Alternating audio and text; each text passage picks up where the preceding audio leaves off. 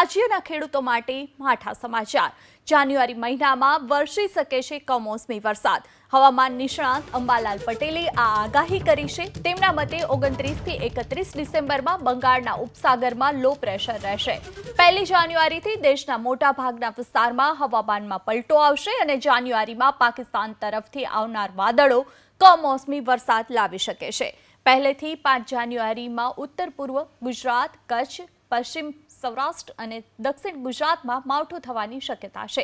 જો કે 31 ડિસેમ્બર સુધી કમોસમી વરસાદની કોઈ શક્યતા નથી। વેસ્ટર્ન ડિસ્ટર્બન્સના કારણે ઠંડીનું પ્રમાણ વધશે।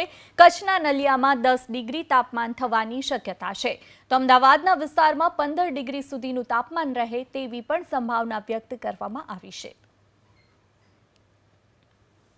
29 ડિસેમ્બર થી 31 ડિસેમ્બર સુધી અરબી સમુદ્રમાં એક હિલચાલ જોવા મળશે, લો પ્રેશર થશે।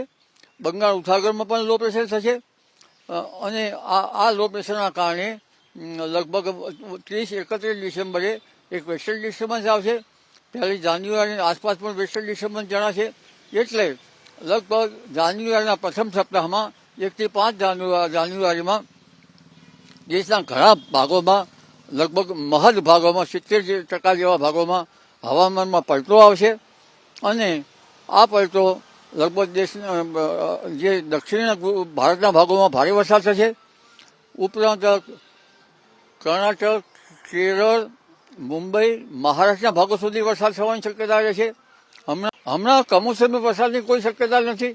હવે ધીરે ધીરે દિવસ ચોખ્ખો કાઢશે, પરંતુ યુરોપ તરફથી આવતા ઠંડા પવનોના કારણે અને કોઈ મતમાં વેસ્ટર્ન ડિસ્ટર્બન્સ નબળું આવે તેના કારણે લગભગ ઠંડીનો ચમકારો અનુભવાશે અને હવે ધીરે ધીરે સવારના ભાગમાં અને બપોરના ભાગમાં ઠંડી રહેશે।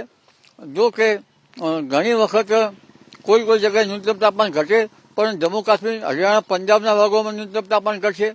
કેટલાક ભાગોમાં ન્યૂનતમ તાપમાન ઉત્તરીય પર્વતીય ભાગોમાં 3 કે 4 ડિગ્રી સેલ્સિયસ જેવું થવાની શક્યતા રહેશે।